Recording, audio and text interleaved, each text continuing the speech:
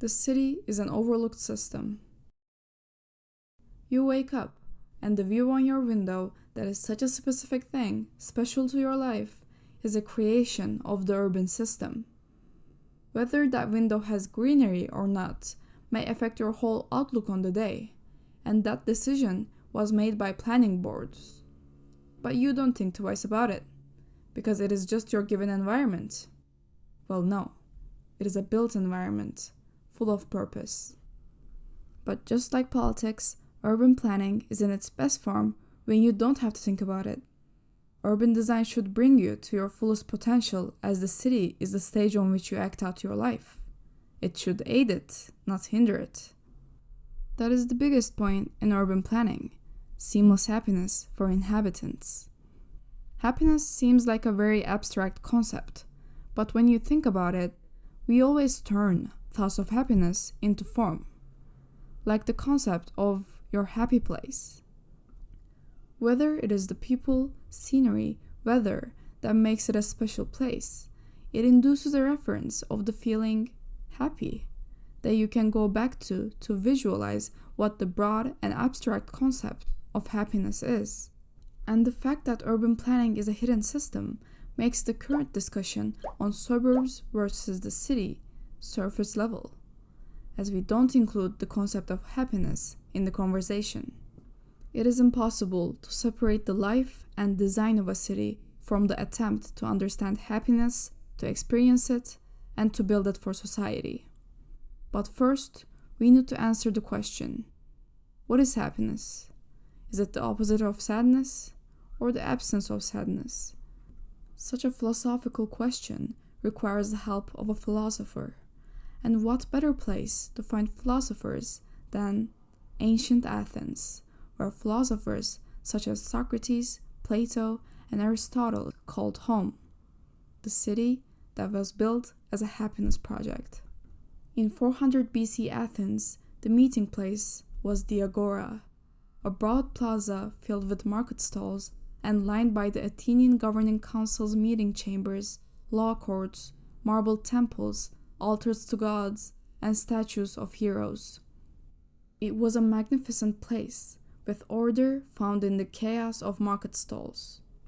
This was the playground of Socrates, where he questioned Athenians on life's most important questions. And one of those questions was, what do we mean by happiness? The goal of human happiness had a special place in Athenian life.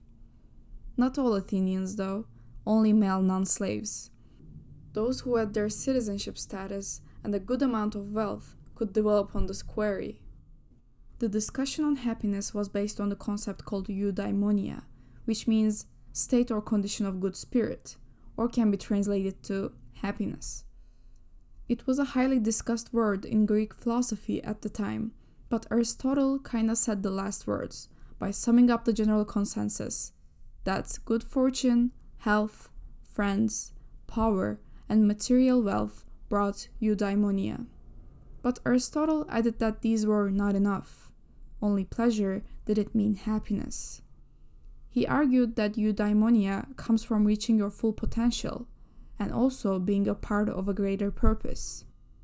He continued by saying that human nature is such that full realization of human function can only take place in a polis, the city. Basic reason for this being that humans are social species, hence their proper development involves projects shared in common. Aristotle likened the polis to a ship. Quote, like the sailor, the citizen is a member of a community. Now sailors have different functions, or one of them is a rower, another a pilot, and a third a lookout. And while the precise definition of each individual's virtue applies exclusively to that person, there is at the same time a common definition applicable to them all, for they all have a common object, which is safety in navigation. Unquote. This quote encompasses all components of eudaimonia's definition, as it includes individual achievement as well as shared purpose, and the object being happiness. And it seems like the city is where all of these components come together. The Athenians built the city around these ideas of eudaimonia. They mixed shared purpose and individual freedom in design.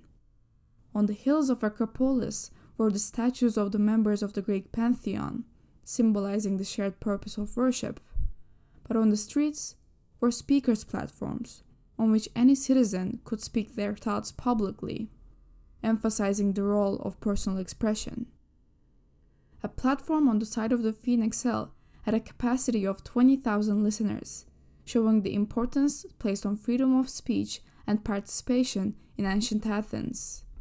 Fun fact, the Greeks were also the first to use solar architecture.